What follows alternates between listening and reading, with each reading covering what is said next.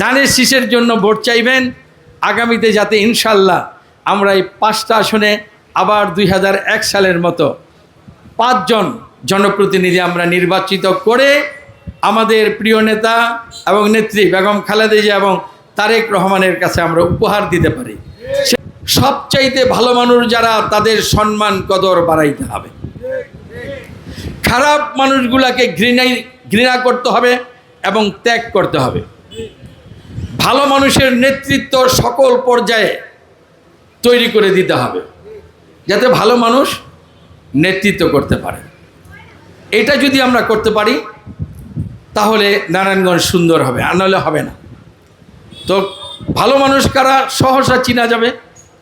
মসজিদের ইমাম, মুয়াজ্জিম, স্কুলের শিক্ষক, মাদ্রাসা শিক্ষক, কলেজের শিক্ষক, রিক্সা চালায়, ঠেলাগাড়ি চালায়, ছোটোখাটো দোকানদারি করে, কৃষি কাজ করে, ছোটোখাটো চাকরি বাকরি করে, ইমানের সাথে সে জীবনযাপন করে, সততার সাথে জীবনযাপন করে, তারাই তো ভালো মানুষ।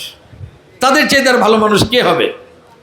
এদেরকে সম্মান দিতে হবে। খারাপ মানুষ অর্থবিত্তবান যতই হোক কিংবা বংশধর যত বড় শক্তিশালী হোক, তাদেরকে ঘৃণা করতে হবে, তাদেরকে দূরে রাখতে হবে। তাহলে সুন্দর একটা নারায়ণগঞ্জে আমরা প্রতিষ্ঠা করতে পারবো ইনশাআল্লাহ। আমাদের সন্তানরা কি দেখবে? যদি খারাপ লোকের কদর দেখে, সে ভাববে যদি আমি খারাপ হতে পারি তাহলে বড় চেয়ার পাবো, নেতৃত্ব পাবো, সে খারাপ হবে। আর আমাদের ছেলে মেয়েরা যদি দেখে না, খারাপ মানুষকে সমাজে ধিক্কার দেয়, ভালো মানুষ হলে সম্মান দেয়, তাহলে আমাদের সন্তানেরা ভালো মানুষ হওয়ার চেষ্টা করবে। আপনারা জানেন ওই সরকার খারাপ মানুষের কদর বৃদ্ধি করে গেছে।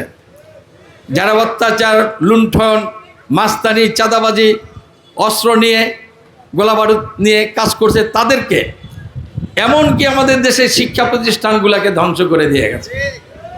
বিদেশিদের প্রেসক্রিপশনে লেখাপড়াকে সম্পূর্ণ ধ্বংস করে দিয়ে গেছে।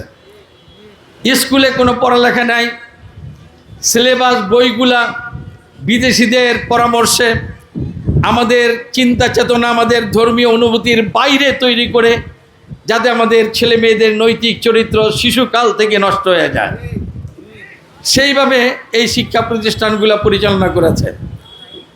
শিক্ষিত মানুষ ছাড়া শিক্ষা প্রতিষ্ঠানগুলোর মধ্যে এমন ব্যক্তিদের নেতৃত্ব দিয়েছে যারা শিক্ষকের মর্যাদা বোঝে না, ছাত্রের মর্যাদা বোঝে না, অভিভাবকের মর্যাদা বোঝে না, কিভাবে একটা শিক্ষা প্রতিষ্ঠানকে এগিয়ে নিয়ে যাওয়া যাবে সেটা জানে না। তাদের দিয়ে এই প্রতিষ্ঠানগুলো পরিচালনা করেছে।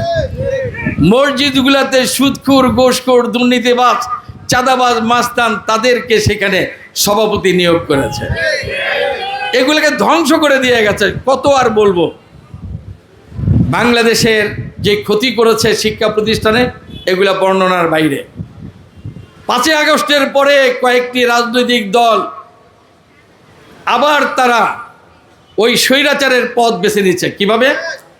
তারা কিভাবে বিভিন্ন স্কুলে তাদের মানুষ নেতৃত্বে আনবে, তাদের দলের মানুষ শিক্ষক করবে, তাদের মানুষ দলের মসজিদের ইমাম বানাবে, সেখানে সভাপতি বানাবে, প্রশাসনে কিভাবে তাদের লোক নিয়োগ করবে, এই খেলায় মেতে উঠেছে। এই চরিত্রের যারা, তারা আবার নিজেদেরকে নিয়ে খুব গর্ব করে, ইমানদার বলে, ইমানি দায়িত্ব বলে, ইমানি দাওয়াত বলে।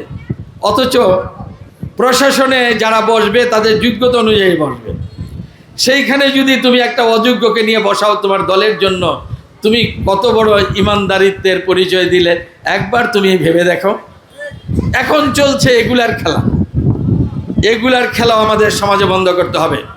কোনো স্কুল, মাদ্রাসা, কলেজ, মসজিদে এই ধরনের রাজনৈতিক উদ্দেশ্য নিয়ে যারা কাজ করে, তাদেরকে এগুলা করতে দেওয়া যাবে না। কারণ এই সকল প্রতিষ্ঠান আমাদের সকলের প্রতিষ্ঠান। এই প্রতিষ্ঠানে আমাদের সন্তানরা পড়ে। এই প্রতিষ্ঠান ক্ষতি হলে আমরা সবাই ক্ষতিগ্রস্ত। কাজেই যোগ্য ব্যক্তিকে যদি যোগ্য আসনে না দেওয়া হয়, তাহলে কোনো প্রতিষ্ঠান যোগ্যতার সাথে পরিচালিত হবে না।